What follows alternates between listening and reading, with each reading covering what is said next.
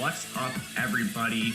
We are live with the Awesemo Waiver Wire Show. I am your host, Matt Gajewski. I am here with my partner in crime, Kyle Dvorchak. You can follow me on Twitter at Matt_Gajewski. You can follow him at Kyle Tweets here. Our title sponsor today is Yahoo Daily Fantasy Sports, the most trusted name in fantasy. Before we get started, make sure to hit that thumbs up button, subscribe to the channel, and hit that notification bell. That is the best way to support Kyle, myself, the entire Awesemo crew, and let's see how many likes we can rack up today. As usual, if you have questions about the waiver wire, that is our main topic. Throw those into the chat so Kyle and I can dive in. But Kyle, what is going on, my man? How did you enjoy week one? It was so nice to just have a whole day of NFL football to soak in. It was amazing. What did you think? Yeah, I'm not sure if the football was great or I just don't care. You could have showed me a bunch of Pee-wee kids running out in Washington and Philly uniforms. I would have been like, this is the best football I've seen ever. Because I was just so ready to get it. This year more than any year, I was so ready to get into it. I do think there were a lot of great games, a lot of good offense, and maybe not some so good games. So yeah. Yeah, it's funny. This is a trend we saw a while back with the near lockout we had. I believe it's 2011, the year that happened. And that was the year we just had this crazy offensive explosion. So I've heard some people talking about, were we going to see that again? Because we had limited practice time, no preseason. And some of the games did shoot out. That Green Bay, Minnesota game, one I particularly did not expect, went crazy. But we had some big news across the industry, a lot of injuries to talk about. Was there any one thing that really stood out to you as far as big news kind of stuff goes? Yeah, for me, the biggest news, because right now I don't think we have an update on what's going on with Le'Veon Bell. He just left the game. It was an injury early, and then he re-injured it, I believe. So the biggest news for me is Marlon Mack being done for the year. I believe his is Achilles, if I remember correctly, done for the year. Or at least maybe they'll undergo further testing, but I can't remember a time that I've ever seen them undergo further testing and it turn out that they didn't have the season-ending injury. So Jonathan Taylor probably going to get to the bulk of the work, but maybe the biggest surprise was Naiji Heinz double scores and gets both a lot. I think he led the team in receptions and then gets a decent amount of carries compared to Jonathan Taylor. I would have predicted that Jonathan Taylor consumes all of the carries. And maybe that's because Naiji Heinz was just on the field more. They were losing to the Jaguars and ultimately did lose that game. Kind of what we saw with the Browns as well, where I still predict Nick Chubb to lead the team in carries. It just happened to be that negative game script means these 2nd and 10, rushes up the middle, spread out the defense, run 4 wide, then rush up the middle with Kareem Hunt. He's on the field for those plays. So maybe if Indy ends up winning some games, that's where we see Jonathan Taylor really rack up, 20, 25 carries to Heinz, 3 or 4. I was surprised at that split. I thought both of them looked well. Taylor had one long catch, didn't do a ton on the ground. Heinz just did it all with 2 scores. So I think that is the biggest one right now, but Le'Veon Bell could end up coming up later in the week as potentially a bigger issue going forward. Oh, baby, you're getting me excited. That means I can start Frank Gore again. Everything I always wanted in fantasy. This guy just won't go away. It's been the same thing for 6-7 years now. Frank Gore is just a guy we routinely have to talk about in our waiver wire shows. Another big injury was Blake Jarwin. It looks like he has a torn ACL. Dalton Schultz stepped in for him. But other than that, we didn't see a ton of injuries. A lot of what we saw was just role changes. There were some rookies that had really nice days. And we'll get into the position-by-position breakdown in a second. But one guy that really stood out to me was Paris Campbell. Was there any other playing time stuff, big new stuff as far as playing time, snaps, routes go that you saw? Yeah, for me, maybe it shouldn't be like you said with Frank Gore. It's actually the exact same thing where Adrian Peterson just won't quit, man. His role on this Lions team is he's the guy between tackles. So for me, that was a bit surprising. We did see some DeAndre Swift in the red zone, especially towards the end of the game. But that was maybe just surprising given how short of time he came in after, basically as final rosters went down. So maybe it was just surprising that it happened so quickly, whereas at least Frank Gore got the offseason work and supposedly had a good camp. Adrian Peterson gets no camp and still just comes in and continues to put in work. Another one that maybe, again, we shouldn't be so surprised. Don't be so convinced that you're right heading into the season. Malcolm Brown getting the bulk of the red zone work, getting the lead in terms of carries, and even having at least one nice long reception. I think he had a few, total 3 receptions. Malcolm Brown pushing Akers to the side. Darrell Henderson, despite maybe having a 3-way committee in their backfield, really seems to have been cut out of the system into just a 2-back system between Malcolm Brown and Cam Akers, with Brown having the lead. So those are probably, maybe especially with the fact that the Rams could be a good offense again, Malcolm Brown, probably one of the premium waiver wire pickups, and a guy I'm surprised how much work he got. Yeah, so you already mentioned the waiver wire. Let's get into this, and we're going to do a position by position breakdown, and then we'll kind of do some ranks at the end and give you some look ahead stuff. So we will start with QBs. There's a number of guys that surprise, and quarterback is always going to be a deep position in fantasy football. It's a position you can stream effectively on a week-to-week basis. One guy that really stood out to me was Cam Newton making his debut with the New England Patriots. I think the Patriots really used him to his strengths. They did not play with a lot of negative game script here, so you only see Cam Newton completing 15 passes for 155 yards. But while they're playing from ahead, working to his strengths, they rush him 15 times for 75 yards. He gets a pair of scores. I don't think that is something you can lock in every single week, but I was still really impressed with how the Patriots used Cam Newton. What did you think of his performance, and were there any other quarterbacks that you particularly saw that maybe outperformed expectation? Yeah, so I agree. Cam Newton's performance, I think it's a testament to not only Cam, still the dude just still has it. He looks so so good, so athletic. And yeah, he didn't have to pass, so it's not surprising that he didn't put up crazy yardage. They beat Miami soundly. So I'm not surprised. I thought he still had it, but it's just nice to know that he does indeed have it, and that Belichick is going to use him like optimal Cam Newton usage should be. One other performance that actually piqued my interest was Mitchell Trubisky. Mitch, I'm not excited for Mitch long term, but he led an impressive, I think all three of their touchdowns came in the fourth quarter. He also rushed three times for 26 yards. That was double his weekly average from last season. That was really where you knew the wheels came off. He was never, even in his peak season, was never this incredible passer, but he had some serious rushing upside. He has low-key running back level athleticism, and he did not leverage that in any way last year. 3 carries, 26 yards in a game that they were mostly dedicated to passing because they were losing up until the very end. So for me, Mitch is at least considering, a considerable streaming option. One more guy that I have a lot of best ball shares of is Gardner Minshew. The Jaguars go in and stun the Colts, and Minshew looked pretty good while doing it. I mean, looked incredible. 19 of 20, only 173 yards, so it wasn't going crazy, but also scores 3 times, adds a little bit with his legs, carries 5 times for 19 yards. He's a guy that I think maybe if Cam Newton's still available, it's 100% Cam Newton. I would say he's probably the number one waiver wire ad, especially if you had a guy, maybe you waited too long and got a Kirk Cousins. You thought Phillip Rivers was going to be old Phillip Rivers. I think Gardner Minshew should be replacing all of these guys right now. Yeah, I think Cam Newton is, if he's available, he's probably not in many leagues. He's got to be your number one ad. Going up against Seattle next week, we saw them just allow 434 yards to Matt Ryan. That pass rush in particular just can't generate any pressure. So I know their secondary is good, but their QBs, opposing QBs that is, just have all day to throw. On Minshew, he'll be taking on the Titans, a little bit of a tougher task for him, but the Titans are banged up in the secondary. Adoree Jackson is not going to play tonight. We'll see how they do. They have yet to play their week 1 game. And as far as Trubisky goes, man, I'm still a little worried about this guy. He completed 56% of his passes, but I do agree with you. Getting him going on the ground is fantastic for his fantasy value. One other guy I want to ask you about before we transition positions, what do we make of the rookie? Joe Burrow mostly struggles throughout the day, but he leads that near comeback drive, ended in a missed field goal attempt, but he went down the field in 1 minute, showed off his legs too. What do you make of Joe Burrow going forward? Yeah, definitely. Like you said, there were struggles. It wasn't this awesome game, but he had that one run up it wasn't beautiful, but I don't think you can expect him in a bad offseason for rookies to come in and kill it right away. Against Chargers defense, even without Derwin James, still has a lot of talent, have both on the line. It's not an easy matchup as your first matchup as a rookie in a bad offseason for rookies. Still looks good, and he has that run up the middle. They spread him out, and then he just runs it straight up the middle, and it wasn't just a good play design for that time. He looked good. The dude was moving. He gets a block out in front of him. He was shifty, finds the end zone. And that was something I think we talked about it going into the year, that his athleticism kind of goes underscored by how obvious his passing prowess is. He's a guy who could really be I would say at a minimum at this point, an Andrew Luck, Aaron Rodgers peak level rusher, where he can break your back with his legs on top of the fact that he's a great passer. He threatens defenses in so many ways. I would still put, Cam Newton obviously ahead of him. I think he's probably on that Gardner Minshew level. Maybe I'd put Minshew a little ahead of him right now, but he's on that tier of guys you consider streaming, especially if the matchup looks good.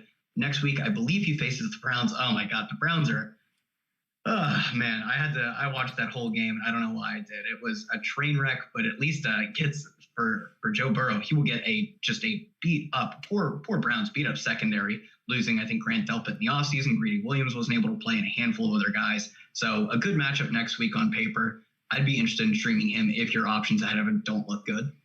For sure. They were missing 3 of their top 4 corners. That is Cleveland we're talking about. We're getting a couple questions rolling through the chat. If you guys have if you have waiver wire, we're not on the start sit show. If you have waiver wire questions, throw those in there. Someone asks, he's looking at Naiji Heinz. Should he drop Tariq Cohen, Marvin Jones Jr., or Darius Slayton for Naiji Heinz? We obviously haven't seen Slayton play yet. I am optimistic on him, especially with Golden Tate questionable. Marvin Jones was hurt. I would still wait on Marvin Jones. If you want to make an ad drop, I would consider Tariq Cohen. I think that is probably a situation where I'd prefer Heinz. Do you have a preference between, if you were going to pick up Naiji Heinz, would you drop Tariq Cohen, Marvin Jones, or Darius Slayton? Yeah, Heinz and Cohen, very similar players in some ways. Cohen, I think, will probably actually have a very similar workload too, but I like his offense, and I like his quarterback being like the perfect quarterback to get the ball to running backs, like something we saw year in, year out with Rivers. So I think they're very similar. I don't love either offense, but one of these quarterbacks is going to feed Heinz, and the other one is Mr. Trubisky, who probably converts a decent amount of Tariq Cohen type targets just into rush attempts. So for me, I'll give the edge to Heinz, and I would make that. I believe he said that he has Cohen right now and would be projected to make that swap to Heinz. I would make that move. That's a move I would make. Yeah, that's exactly it. Let's use this as a transition point. We brought up Naiji Heinz. Is there another running back you would target on the waiver wire over Naiji Heinz right now? Yes, my number one target has to be James Robinson on a Jaguars offense that I don't think are going to be great. I don't think they go out like they're good. Gardner Minshew is accurate. I think he is I would say almost a premium Derek Carr in a way, where we see he's not awfully aggressive going downfield, but he just completes a high percentage of his passes. He has good weapons in Chark and Shenault, Chris Thompson out of the backfield. So for me, I think this offense is going to be able to put up numbers in spots where you expect them. I don't expect them to go and light the world on fire like they did in week 1, but I think they'll be a competent offense, which based on I believe was a 4.5 win total heading into the year. I don't even think they were projected to have a competent offense. They were expected to be a train wreck. I think that is underselling Gardner Minshew and this offense. So for me, I'm looking at a guy like James Robinson, who I believe was the only running back in week 1 to see 100% of the running back carries in his backfield. He gets a catch, converts it for a handful of yards as well. He's a guy who is going to be, unsurprisingly, getting all of the carries, all of them outside of obviously Gardner Minshew and a little bit of LaVisca. So for me, if you're getting all of the carries on an offense that can at least put up some touchdowns every now and then, he's the absolute guy, because the rest of the guys we're looking at are guys like Heinz, guys like Jerick McKinnon, who have roles, but they're not the number one back. If you can get a number one back off of the waiver wire, even if he's the Jaguars' number one back, I get it. He's not Clyde Edwards-Helaire. I'm still trying to get James Robinson, probably more so than any other back. I agree. We saw him play 68% of snaps. Chris Thompson was down at 24%. That was promising for sure. The one thing I'm worried about is Devine Ogzigbo. You do not have to worry about this for a few weeks with him being on injured reserve, but I just want to remind everyone injured reserve is 3 weeks this year, not the usual 8. So he could be back, could play a role. I don't foresee it happening. There's a lot of questions on Naiji Heinz coming out of the chat. Someone asked, would you trade Tyler Boyd for Naiji Heinz? I would not make that trade. You're shaking your head. You wouldn't either, but let's jump ahead to Naiji Heinz. He was a little lower down our rankings list, but there's a lot of questions on him. So I want to ask you what you make of him going forward. Do you see this being a 50-50 timeshare between Jonathan Taylor or Naiji Heinz? How will you break down the backfield? Yeah, the problem for me with Heinz is that I don't see not any upside, but I just don't see him having, I can see Zach Moss. If you tell me at the end of the year that Zach Moss has just cleanly beaten out Devin Singletary is the better back, he's getting the goal line work, he's getting receptions, I would believe that. He was incredible in college at Utah.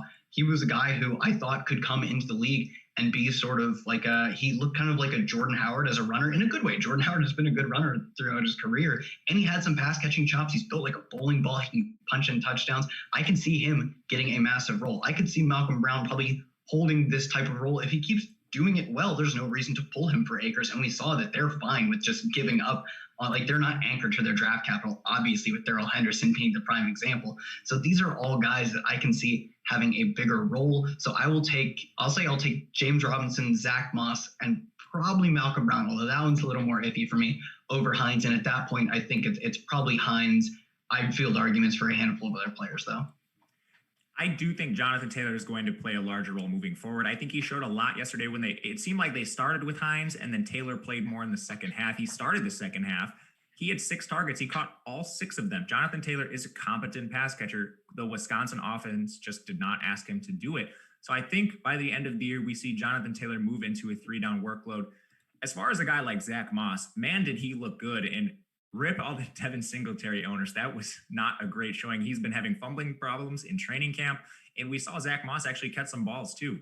4 targets. He reeled in 3 of them for 16 yards. Wasn't the greatest performance on the ground, but I think you're still happy with what Zach Moss showed you. And it looks like he is certainly going to play a red zone role in that offense. You hit on Malcolm Brown already. What about some of the fringier ads? Are you looking at a guy like Jerick McKinnon? And how about Adrian Peterson, the other timeless wonder? What are we doing with these two? Yeah, they're only really deeper ads for me, especially, with guys that I think are one-dimensional. Like McKinnon, I think is probably just a pass catcher because Raheem Mostert, dude, he looks so fast. He is I don't know if he's the real deal or not because we see so many times guys come in for 6 weeks, blow up, and then do nothing. But he looks like the real deal when you watch him play. He looks athletic. So for me, I can't really, and obviously they still have Tevin Coleman. So I can't see McKinnon having this robust role. Peterson kind of the opposite. I can't really envision him catching a ton of passes. And we saw Swift get some, red zone work. So he's sort of one-dimensional in that way. Frank Gore might have a whole backfield to himself. Maybe he's the actual guy. Although, God, that offense looked terrible. They were so, I just think Sam Darnold doesn't have it. And maybe it's easy for me to say because I've kind of thought that since he came into the league. He was just a guy who I just didn't think was an NFL caliber thrower. I'm not trying to anchor even a ton of touches onto an offense led by Sam Darnold and Adam Gase. I don't think it's a good play call. I don't think he's a good head coach either. So for me, yeah, I would consider some of these guys in deeper leagues, but I would say the line I draw is probably at Adrian Peterson, and I'm still leaving McKinnon, Gore, Bernard, and Clement all off the list for guys I'm really considering adding, unless I just have straight up Blake Jarwin gets injured, he has literally no value. Then maybe I add Corey Clement over him. Otherwise, those are guys I think I'm leaving on the wire. Any of these guys interest you? I struggle to get excited after Peterson.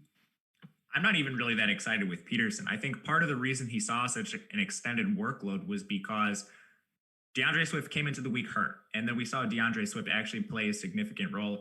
I feel so bad for the guy dropping that touchdown at the end of the game, but I still am not really that interested in Adrian Peterson. He's going to be just more of a Band-Aid on a larger problem. I would definitely try to get Robinson, Zach Moss, Joshua Kelly, Malcolm Brown. Those would be my top 4 ads over a guy like Frank Gore. Are you interested at all in Corey Clement after that poor performance for Boston Scott? A couple of people are talking in the chat about Boston Scott burning them in DFS. Believe me, guys, I was right there with you. Are you interested in Corey Clement? I don't think so. So Boston Scott actually at one point was injured. I'm not sure if he came back or not. They never officially ruled him out after he got injured. And I didn't see him. I literally looked through every play drive through the end of the second half. I didn't see him come back on. And one guy we actually forgot to mention on the running back position, and then we will move on here. Peyton Barber, quietly, pretty large workload in Washington. Are you interested? Yeah, I'm not interested. He kind of falls in that Frank Gore area where I guess if I have guys that are just dead roster space like a Blake Jarwin and, I'm in a deeper league, yes, I'd probably move for him. I just don't see Peyton Barber doing much more than punching in goal line work for, if Washington continues to be a good offense, if they look like they can put up points, sure, then that's a viable role. But I don't think Washington is going to be this massive touchdown producing team. And then just the between the tackles grinder and punching in touchdown work is not actually a good role to have when your team doesn't get to the red zone, doesn't get to the 5-yard line very often. So he's on the deeper end of the radar because, yeah, he does have a role. And it's even, we saw, I believe he led Tampa Bay last year in red zone looks as well, red zone rushes at least. So this is he's been pegged. He has this archetype and it can be a viable one. I would say if you actually believe in Dwayne Haskins, which he could be the real deal. Sure, maybe you pick up Peyton Barber, but he is probably the bottom of the list of everyone we've talked about, I think. Yeah, I'd have to agree with that. Guys, before we move on to wide receiver, really exciting position, I want to talk to you about Yahoo, our title sponsor today. So Yahoo Daily Fantasy Sports is the sponsor. They are the most trusted name in fantasy sports. Yahoo DFS now includes CSV upload, CSV edit features for those looking to play multiple lineups. It helps you make better choices. So choose Yahoo Daily Fantasy. Been playing a lot over there this year, having a ton of fun. Definitely check it out. As far as the wide receiver position, we kind of spoke on Paris Campbell a little bit already. He is the number one waiver wire claim for me, I think, among all positions. Is there a guy you prefer over Paris Campbell?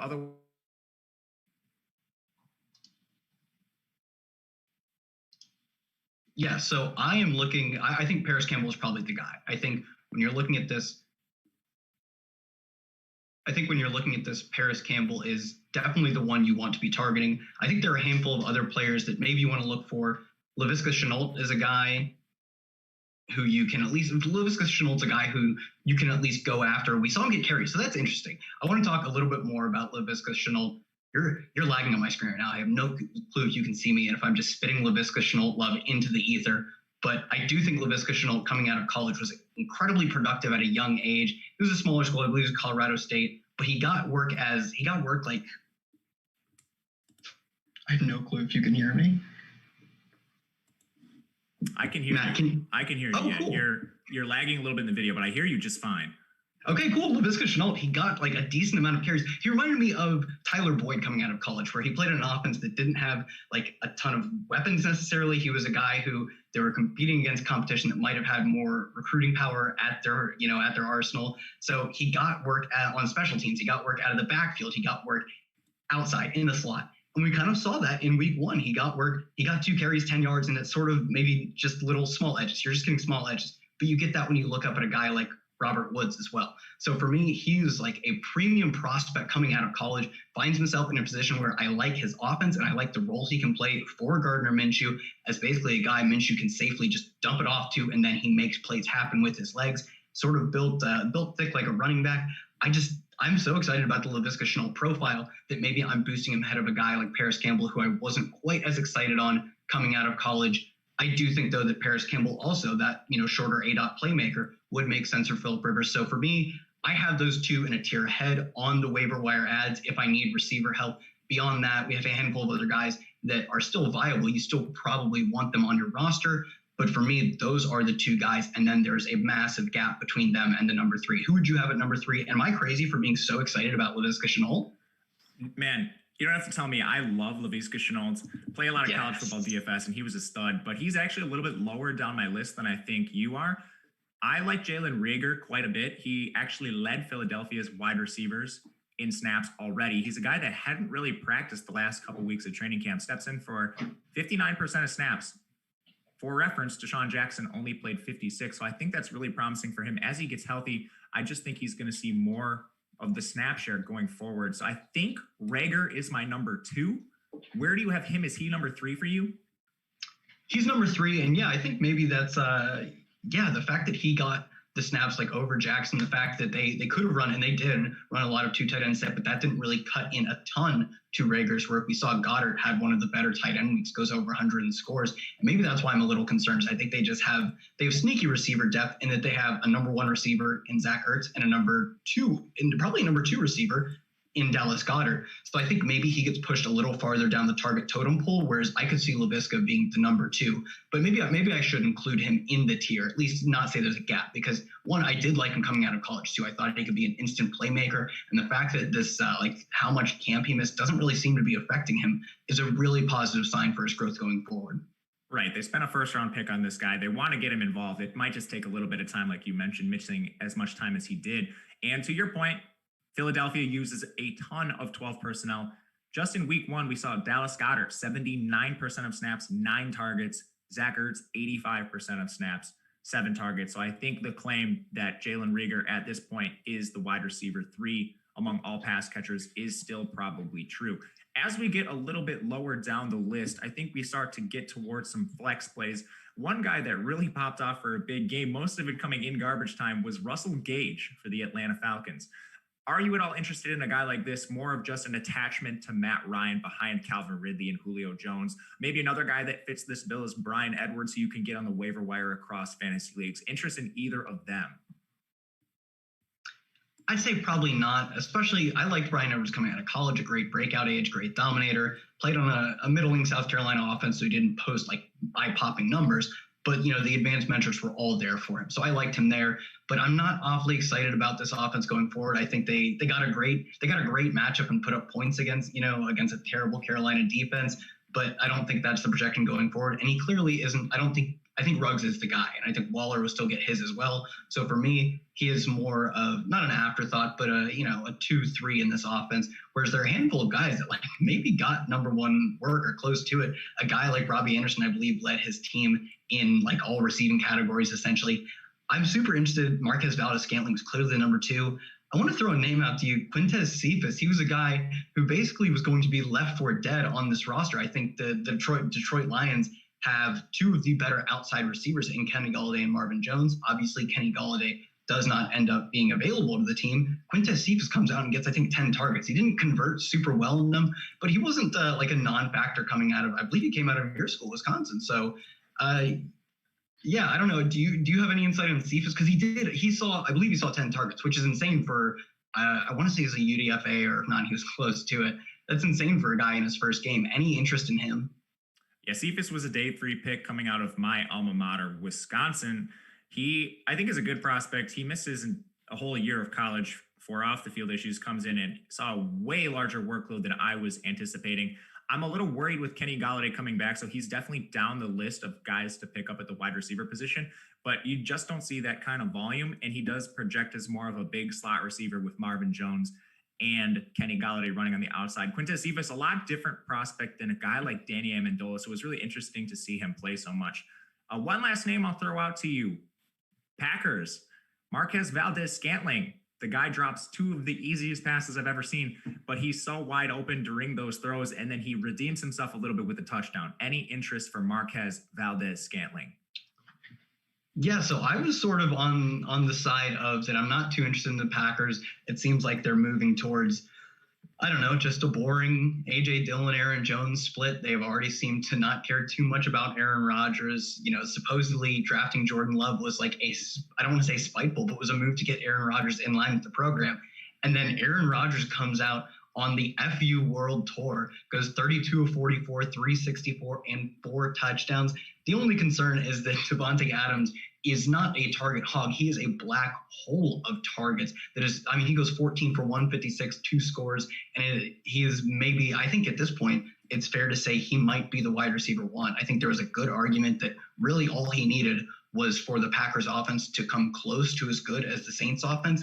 If we can expect anything, and they got an easy matchup against a Viking secondary that has just been plundered in recent years, but I don't care. 14 catches are 14 catches, man. So Valdez Scantling is going to be pushed down the target totem pole by Davante Adams, and Davante Adams again. But if we can expect this Aaron Rodgers absolute gun show going on, yeah, I will almost just try. It could be like, I don't want to say peak Aaron Rodgers, but he looked great. He looked incredible. It's one of his better games. So if we can buy cheap pieces by picking up a Marquez Valdez Scantling off the waiver, I actually think he's a guy you have to at least consider stashing. And I'm actually big on stacking in season long. So if I had Aaron Rodgers, I would totally be picking up, just try and absolutely bury my opponents on the weeks like this one where Aaron Rodgers goes off. For sure. I'm at least a little interested in Marquez Valdez Scantling. A couple questions from the chat. Of course, if you guys ever need answers to these questions while we are off the stream, we have a ton of tools over at Awesemo.com. We have a great promo going on right now. It is promo code REDZONE. Sign up today for Awesemo Plus NFL Weekly Pass for 50% off when you use promo code REDZONE at checkout. That's $7.50 for 1 week of Awesemo Plus NFL. This gives you access to all of Awesemo's leading player projections, ownership projections, top stacks, and more for NFL DFS. This limited time offer is valid through September 15th, so head over to Awesemo Plus join page at awesemo.com or to our Awesemo_com on Twitter and click the link in the pinned tweet to activate. It's a great resource, guys. There's a ton of stuff on that page. A great resource if we are not live on stream and you need any questions answered. Love the player projections, ownership projections, something I use every single week. But kind of transitioning here to the tight end position, it is a very volatile position on a week-to-week basis. Similar to quarterback, it's a position we're often looking at streamers when we have guys in bad matchups. One thing I want to highlight immediately, and it's not so much a tight end you want to pick up. I saw a lot of analysis on Twitter and across the industry over the last week. Play George Kittle, play George Kittle, play George Kittle. They're going against the Arizona Cardinals. They allow the most points to tight ends in the NFL. Of course, they draft Isaiah Simmons and make a couple other additions to that defense. George Kittle doesn't have the best day. So tight end is shifting this year. Is there anyone you're looking at on waivers to potentially pick up ahead of week 2? Yeah, so we have two guys at the top, TJ Hawkinson and Dallas Goddard. For me, Dallas Goddard is probably clearly the guy because despite being, the tight end 2 in name, he's basically just a wide receiver on this team. Like you said, he played a ton of snaps. He goes over 100 and he scores a touchdown.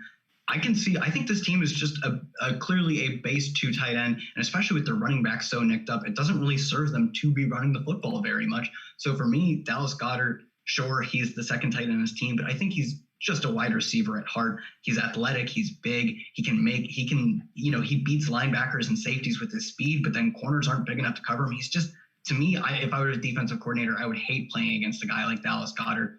One other guy that I'm more interested in terms of, I guess, versus the public, Logan Thomas supposedly had a great training camp, clearly separated himself. And on top of that, he's incredibly athletic. Came out of Virginia Tech as a quarterback. I thought he was, I liked him as a quarterback. I thought he was good. And I think he has like one career completion that was Andre Ellington catch and run that Andre Ellington goes yard with. Ends up converting to tight end and takes a while to break out because he's learning a new position. And it is maybe, I would say probably one of the most physically demanding positions. You basically have to learn how to run routes like a receiver. And then sometimes you have to pick up a block against like Aaron Donald or something when he plays on the outside. So it's not surprising that he really doesn't break out till later in his career. Now it seems to be all happening. I think he had over like a 25% target share, played third most snaps out of the skill position players on Washington. He seems like he's going to be an every down tight end, or at least all of the receiving downs. And that's really all we care about. He's super athletic. So Logan Thomas, I'd probably put third on my list of guys I'm trying to pick up. And he's available in, I would imagine, almost every league that isn't like 20 rounds deep. Oh, man. So imagine this. It's a DFS story, but I'm going to tell it anyway. You said a whole bunch of head-to-heads. It's week 1, so they're selling like crazy. I go in to check my head-to-heads, and some guy is just absolutely slaughtering me, and I go to see his lineup, and he plays Logan Thomas against me in a head-to-head in week 1. I don't know if that's incredible foresight or just dumb luck, but props to that guy. I agree with you. Logan Thomas, he's a very nice pickup at the tight end position. A couple other names I'll throw out there in case, you're very, very weak at tight end or something like that. I'm probably not looking to a lot of these guys unless it's complete desperation. Greg Olsen, Seattle, OJ Howard for Tampa Bay. We saw Tampa Bay run a lot of 12 personnel. We also saw the Cleveland Browns in a lot of 12 personnel too. David Njoku went down with an injury. We're not sure the significance of that yet. But even when Njoku was down, Harrison Bryant played 42% of snaps, ran 15 routes. Austin Hooper, of course, is the main tight end there. But just a few names. Anyone you'd potentially take a look at if you were desperate at tight end? Yeah, you named one of them. We'll have to wait to see on this injury stuff. But Njoku was he was a yak fiend at Miami. They drafted him in the first round. He does well in his first year, and then it kind of the wheels come off. And as is the story with many Browns players, things don't work out because they have a terrible offense, terrible coaching. And I don't think that's necessarily his fault. Like we see this happen all the time where guys are in bad situations that are almost completely out of their control. And I believe last year he lost most of his season to a wrist fracture. But I think he's always been a talented player, and we could see him sort of be the Dallas Goddard in this offense. And I think Austin Hooper is a lesser, receiving tight end than Zach Ertz, so it could be much more of a split than we could expect to see with the Eagles. It is of note that he had one long play that was very nice, looked like that sweet athletic, David Njoku, Chief Njoku. I was always hoping to see. He does score his touchdown on essentially a busted coverage play. They were in, I think it was a 3 tight end set at the 1 yard line of the defense, sold out for the run. And he has this injury right now. I believe it's a leg injury. Watch that. But he's a guy that if I'm playing in tight end premium leagues would be Logan Thomas is probably rostered in your tight end premium league. I rostered Logan Thomas in a tight end premium league, and I got those freaking points, baby. I'm looking to pick up David Njoku if he's still available.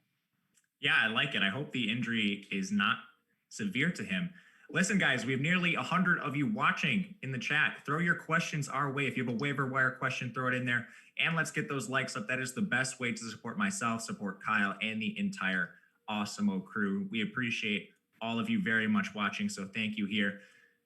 I don't really think there's any other fringe tight ends I'm looking at. It was a surprisingly healthy week. I think we can turn our attention to defense a little bit. This is another streaming position in a weekly environment. These onesie positions, QBs, defense, tight end, we're very much looking to stream on a week-to-week basis. There's a defense I'm interested in that hasn't played yet. So we're recording this Monday morning, of course. The Tennessee Titans have a matchup against the Jacksonville Jaguars. This is one I highlighted. Should I still consider this? I mean, Jacksonville looked pretty good. Gardner Minshew might be the truth. Is it a little too early to keep attacking this Jaguars offense, or do you think Tennessee is a viable defensive streamer next week? Yeah, I think they're a viable streamer, but I mean, you heard me gushing about Gardner. I think he is the truth in the sense that he can be an average to maybe even above average NFL starter. And I think you can probably pick up defenses that are playing against below average NFL starters this week. One I want to throw out after the Vikings got slaughtered. They put up I saw like -7, -10, depending on your format, -5. They lost you points getting destroyed by Rodgers. Playing the Colts this week, Phillip Rivers looked absolutely dusted, just like wasn't connecting on his deep balls, was really just like getting success out of his running backs, dumping off to them. Jack Doyle had an okay game. Paris Campbell, a guy who fits what he can still do well. But I think the more time you get on a one-dimensional quarterback like Phillip Rivers, like the more film you get on him, it's going to be easier and easier throughout the year for defenses to basically just take away the one thing, like press up on them. He's not hitting T.Y. Hilton deep. So for me, I would think maybe if the Vikings get cut, they can probably still generate a pass rush. Phillip Rivers doesn't have much wiggle left in him. So I would be interested in them as maybe a deeper play. Outside of that, I do think the Titans are still a viable option. I like the Titans. They're presumably going to be a little bit healthier. They should bring back Adoree Jackson next week. He's not going to sit this week, so hopefully he'll play. Another team I would look to is Green Bay. Now, they gave up a lot of production to Minnesota late. Most of that came in the fourth quarter. I'm not sure if they were just playing prevent defense and trying to not let the wheels fall off or what happened, but they really gave up a lot of production in the fourth. They're going against Detroit next week. Is this a potential place to exploit a Green Bay defense who quietly has a really nice pass rush? And I think they can get after a Detroit offensive line that lost 2 starters on their right side last year. Yeah, it's definitely a spot that I would probably take them over. I'm saying I would take, Gardner Minshew over Stafford. Maybe that's what I'm saying. But especially without, if Kenny Golladay can't suit up, I don't think this is an offense that you really want to be tying yourself to. You'd rather be attacking them with the defense. So yeah, I think they're viable. One more I'd like to throw out is the Chiefs versus Chargers. I just don't think the Chargers are going to have a good offense this year. They just looked like they couldn't really get much done. I like their running backs, but that's fine. That gives you a solid floor in your weekly matchup when you know your opponent, like when you know your defense's opponent. They really just want to slow the pace down and run the ball. Cincinnati defense isn't a defense I'm afraid of, and the Chargers still couldn't really put up big numbers on them. So I think the Chiefs defense has a good enough pass rush that can take, Tyrod Taylor, one thing that most rushing quarterbacks do, and he does more than most of them, is he takes sacks. He just runs into some sacks sometimes. He's the guy that I would try to be like targeting basically, and especially if the Chiefs are absolutely going to obliterate them, he's dropping back, 40 times a game. He's probably taking like five or six sacks. So Chiefs defense getting Tyrod Taylor and the Chargers, I think they'll kill them, and Tyrod Taylor will take a few sacks. So that's probably one place I'd look to go as well. Yeah, one player we actually forgot to mention in the running back section was Joshua Kelly. I think people were a little surprised to see Austin Eckler coming off the field as often as he was. And of course, something we maybe should have mentioned when we talked about the Colts, Phillip Rivers, he really attacked running backs in the pass game. We saw that dry up a little bit for Eckler yesterday. I think we can just, Phillip Rivers is a one of a kind. He targets running backs at the highest rate in the NFL. With Joshua Kelly now seemingly taking over more of a between the tackles role, are you interested in him? Yeah, he's a guy that I would probably put on, I don't know, if we're like tiering them, he's tier 2. He's below James Robinson, Zach Moss, because if anyone's going, I don't know if they'll be throwing a ton to their running backs, but it certainly won't be Josh Kelly. Kelly, though, did look good as a runner. He got the goal line work. I believe he punched in a late touchdown that may have ended up sealing the game or coming close to it. So that's good. You want goal line work. And you don't mind that Tyrod Taylor is a runner, because Eckler is always going to be the pass catching back. Tyrod Taylor being a runner will help open up lanes for Kelly as Tyrod's legs frees up linebackers. And now I believe Justin Jackson ended up being ruled out with maybe it was like a lower body injury, but this is going to continue to allow Kelly to further separate himself as the number 2 back. We saw last year, as soon as Austin Eckler, or as soon as Melvin Gordon came back, they immediately pigeonholed Austin Eckler into this role that's a bit frustrating. I think it is going to be like a 60-40 split between these two. Maybe you only pick up 1 or 2 targets a game, but that's okay. You're not picking these guys up to be an RB1. You're picking him up because he has some flex value, and Kelly definitely has that. I would say probably not as much as Robinson or Moss. Probably, for me, not as much as Malcolm Brown either, because I'm kind of getting pretty high on this Rams offense again. So I'd probably put him at 4. You could take Heinz over him, or you could take him over Heinz. He's right in that range for me. For sure. I agree with you. I think he's probably a mid-range RB pickup. He's definitely not over your James Robinsons of the world. Yeah. But, as we're talking about a lot of matchups moving forward, let's take a look at some sneaky look-ahead spots. So this is going to be more offensive-centric. Just if you have some of these players who are facing these teams, maybe you want to fire them up. Maybe if there's a guy on your waiver wire, you can look at them as a streaming option. And we hit on one already. It is the Cleveland Browns. This is going to be a little bit dependent on some injury situations with the Cleveland Browns. They were missing 3 of their top 4 corners yesterday, and we saw Lamar Jackson just absolutely decimate them. He threw for 270 yards, and it was basically all in 2.5 quarters of action. The guy was, they were just leaning on the run, and they were playing Gus Edwards, J.K. Dobbins, Mark Ingram for essentially the entire second half of the game. Can Cincinnati take advantage of this matchup? Yeah, I think they can. I think maybe the Browns put up a little bit more of a fight. I'm concerned with them, but I don't think the Cincinnati defense is the same as the Ravens defense. And hopefully Baker Mayfield can get on track. And in that case, maybe you actually get like not a shootout, but you can maybe hit the over. And I would be targeting Joe Burrow as a pickup specifically in this matchup. Maybe if, like you said, you are a little more bullish on the Titans defense versus Gardner, Minshew, that's your split. As you say, I want to take Burrow versus Cleveland as opposed to Minshew versus Tennessee. Both quarterbacks I like, but I could see you saying that one defense is going to put up more pressure, be more difficult of a matchup. And yeah, man, this Cleveland secondary, unfortunately, is just getting ravaged by injuries, like you said. So it should be an easy matchup in the secondary. And as much as pass rush is fun and they generate sacks, it's not quite as impactful. I think that the guys at Pro Football Focus do a good job of writing and talking about this. Corners are really what is going to be the backbone of your defense, and Cleveland has none of them at this point. So no corner depth. I think Joe Burrow could take advantage of a matchup. And as always, we like Joe Burrow's weapons a lot. For sure. There's a question in the chat. Nick has both Cam Akers and Malcolm Brown. He wants to know what to do with that situation. From a waiver wire standpoint, I still don't think you're dropping either of them at this point. Kyle brought this up a lot. It looks like it's going to be an offense that's going to rebound this year. They were very productive against a decent Cowboys defense. So I think you want to keep them both. Akers, even if he's just a handcuff or a timeshare back, if Malcolm Brown goes down, I think he's still probably going to be the one that takes over that role. So I don't know. You could maybe sell high on Brown. He asked that as a subsequent question, but I think you're probably just going to keep those two and not drop either. What do you think? Yeah, I think most people are going to recognize you're trying to sell high on Brown and not really give you maybe what he's worth in the short term. Like, I don't think people are that awful. They're going to give you something crazy for Brown. They're probably going to recognize that the split could change. I think you probably just ride Brown out as long as you got him. Maybe like Akers is the sneaky sell. If he's going to continue to be a 1B back, maybe you can still get that 5th round capital out of him or extract some value out of him. Try to arbitrage that by just playing Malcolm Brown. I would be interested, depending on your running backs, in getting Malcolm Brown in the lineup. And maybe you sell Akers if you can basically return your draft value on him. But if people are low on him, then you probably just hold on to him and say, I'm going to take the Rams lead back. If they eventually switch over, you switch over to with who you're starting. For sure. That makes a lot of sense. As far as another sneaky matchup, a look-ahead spot, I think one guy we talked about earlier today, Russell Gage, finds himself in another one. Going up against the Cowboys, we were just talking about the Rams. That's the very team that was beating up on this Cowboys defense. So I think Russell Gage, if you need a complete flyer, of you're starting Julio Jones, you're starting Calvin Ridley, they're no-brainers. I think Todd Gurley is a good candidate for a bounce back. Even Hayden Hurst. If someone drops Hayden Hurst, pick him up, start him.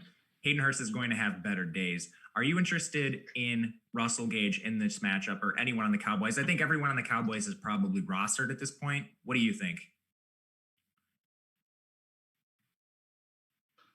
Yeah, I agree. I'm trying to think of, maybe in deeper leagues, I think, or in shallower leagues, I think you could probably find Tony Pollard, maybe he's a guy you could pick up. But other than that, and he doesn't really have much standalone value. He got some snaps, which was interesting, but it's just not going to be enough to get you, fantasy points really. Yeah, I'd say Russell Gage, he's really only viable like as a final flex option if you're pretty low on flex options, which I'm not sure how you got there in week 1. But yeah, this is the scenario where you play Russell Gage is in crazy shootouts. Like when the Falcons pass 50 times in a game, Russell Gage will get some of those. He could fall into the end zone. So yeah, if you need a flex option, I don't think Russell Gage is the worst. My only problem picking him up is you maybe forego some long-term value, whereas Russell Gage is really like he's never going to ascend to a top 2 receiver role on his team.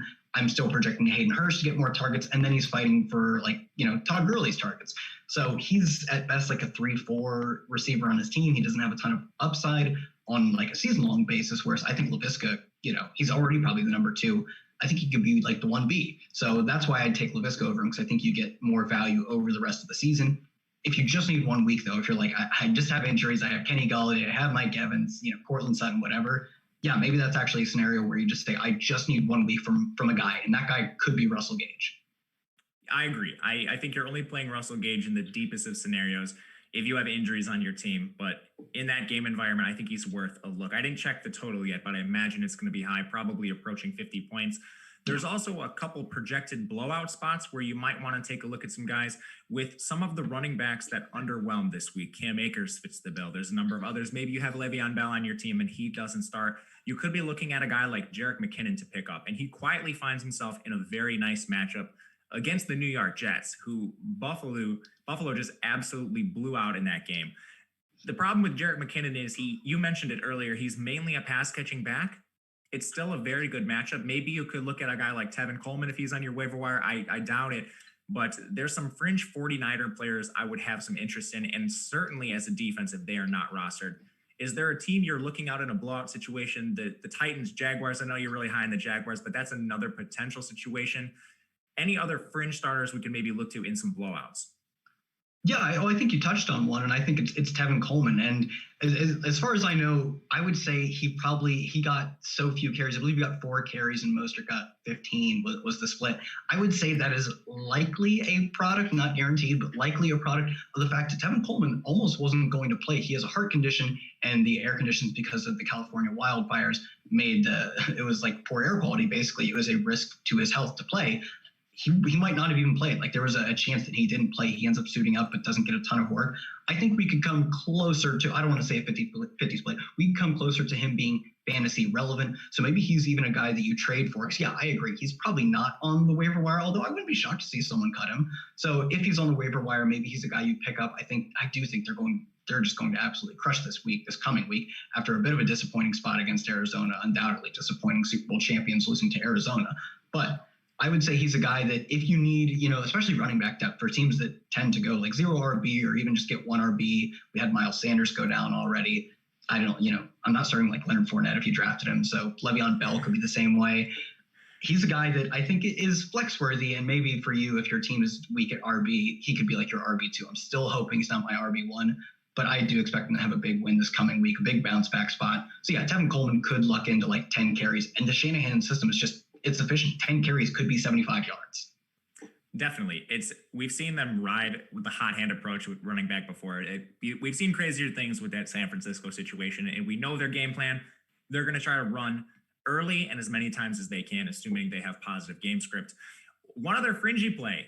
So this isn't a blowout situation. It's maybe more of a sneaky shootout play. We have Tampa Bay taking on Carolina. Someone brought this up in the chat. Are we targeting Scotty Miller as a fringe receiver? You and I last week, I feel like we just beat up on this Carolina secondary to no end, the Dante Jacksons, Corn Elders of the world. And we saw the Las Vegas Raiders take advantage of them for the most part. Henry Ruggs in particular had a very nice day. Mike Evans banged up, played. He kind of revitalized his day with that late touchdown. But otherwise, Scotty Miller is the guy that had 6 targets. He had 5 catches, 73 yards, and he even mixed in a rushing attempt. Are you looking at him as a fringe starter against a porous Carolina secondary? Yeah, I'm probably only looking at him if I think this game absolutely shoots out. And I will say, man, the Bucs did not like the Gronk Brady duo looked scuffed, man. They did not look great. Brady punches one in, but the offense wasn't particularly special. Mike Evans salvages a bad day with a touchdown, like you said. So for me, I'm not crazy high on this Tampa Bay offense, but I do think, like you said, this Carolina defense is terrible, and that proved to be the correct answer. Although Josh Jacobs ends up punching in all the touchdowns, it wasn't a passing game necessarily for Derek Carr, Henry Ruggs, these guys. The offense put up numbers, and that's what you want to see. I do think Tampa Bay will bounce back in the spot. I'm not necessarily buying them long term, but yeah, Scotty Miller would be a guy I'd look to. And like I said before, I'm interested in stacking even in my season long leagues, because I just want to, on the weeks where I do well, I want to do really well. I don't want to have a good week and then it turns out my opponent just had a better week. If I have Aaron Rodgers, I want to buy maybe even, not primary, but could be the number 2 weapon in Scotty Miller as long as Mike Evans is nicked up. So yeah, Scotty Miller worth a pickup. I'm not necessarily starting him. He's probably more like a wide receiver 4 or 5 for me, but against a terrible defense in Carolina in a game that could have some points, we saw, the Teddy Bridgewater offense look good. So for me, yeah, he's a guy who's a fringe flex-worthy play. Agreed. Now, we're on sneaky look-ahead spots. Let's take a look down the road. Who is a guy you can stash on your roster right now? Maybe he doesn't have a role. Maybe he even does have a little bit of a role. But maybe it's an injury. Maybe there's just a switch in play time. Who can you look to as a guy maybe in week 5, 6, even later in your playoffs that you can start confidently? And one guy for me, we haven't seen the Steelers play yet, but I'd be looking at Benny Snell, running back for the Steelers. We've seen James Conner go down a lot. I think if James Conner were to go down, you would see Benny Snell handle a majority of the work there. A couple other names, we have guys like Tony Pollard, more your pure handcuff guys. Is there anyone you're looking at as a super deep stash, someone you can just park on your bench in the event of an injury? Maybe they come in, they're that RB1 for you, wide receiver 1 for you. Yeah, I would say Brandon Ayuk ends up being ruled inactive right now. I don't like this receiver team is so banged up. I wasn't impressed with Kendrick Bourne or anyone else on this depth chart. If Brandon Ayuk comes back and he's able to play in really any capacity, they are going to need him. He's a guy who was a playmaker in college. They were excited about him. Supposedly, I forget what pick they had. They had 2 first-round picks once they traded away the defensive lineman. They were willing to take him with their first pick if they thought they needed to. They projected the board out and said, we can get him with our second first-round pick. Let's take him there. But they were super high on him. The 49ers' whole staff was coming out of college. So for me, Brandon Ayuk is a guy who could probably end up back. I would imagine he was picked up, probably ends up back on the waiver wire now at this point because he doesn't play week 1. He's projected to essentially split time with Deebo Samuel when the 2 are both healthy. I think he could beat up Deebo Samuel and have a role on this offense. And the defense, I think, is probably going to regress from last year. Almost every defense does. You just can't be the best defense in the league year over year over year. It's very hard. And we saw them move on from a defensive lineman, trading him to the Colts. So for me, I think they'll probably have to pass more. Ayuk could be involved more. And he's probably a guy who ends up hitting back on the waiver wires in most leagues at this point. So I would be trying to pick up him. I think he has some sneaky playmaking potential whenever he gets right. Definitely. Love Ayuk's upside long-term. Of course, there's games tonight. So if you can, your lineups aren't locked or anything, and you can stash a Dion Lewis, a Benny Snell on your bench, you might as well, just in case Saquon Barkley gets hurt, just in case James Conner gets hurt. Always good to have a leg up on your opponents there. And of course, right now, a lot of free content at Awesemo.com. We have free NFL Showdown rankings tonight. We have a pair of games, so make sure you check those out. It is a great way to get in on the action. But that will do it for Kyle and myself today. Make sure to hit that like button before we head out of here. You can follow me at Matt_Gajewski on Twitter. Kyle on Twitter, he is at Kyle Tweets here. Thank you guys so much. We appreciate all the questions. Hopefully that helps you with your waiver wire content. Kyle and myself will be back plenty this week, and we will see you next week for the next waiver wire show.